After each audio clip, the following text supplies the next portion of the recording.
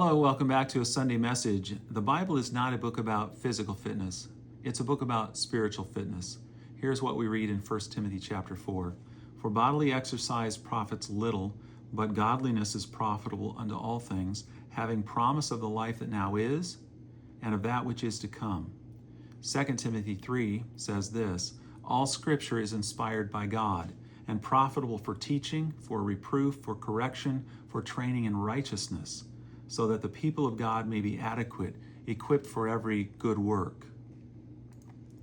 The Bible is not a book about financial freedom, but of spiritual freedom. Galatians 5 says this, it was for freedom that Christ set us free.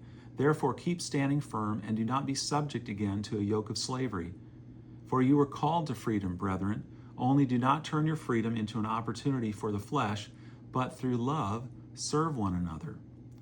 The church should be giving this investment advice found in Revelation chapter 3.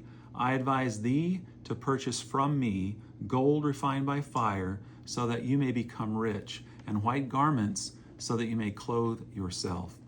So be careful if you see the leadership racing to be thin and you sense there is fat shaming going on. That is not the proper spirit for the shepherd to have. Be careful if you hear someone preaching that food is an addiction. Remember Matthew 7. Why do you look at the speck that is in your brother's eye, but do not notice the log that is in your own eye? Or how can you say to your brother, let me take the speck out of your eye, and behold, the log is in your own eye? You hypocrite, first take the log out of your own eye, and then you will see clearly to take the speck out of your brother's eye. I'm not saying to live an unhealthy lifestyle. That's not what I'm saying. We can make decisions to moderate in all things. But the shepherd should be more concerned with your spiritual well-being. I'm not saying the Bible doesn't have some sound advice regarding money, but the shepherd should be more concerned with helping you to store up treasure in heaven and purchase gold refined by fire. This is through good works.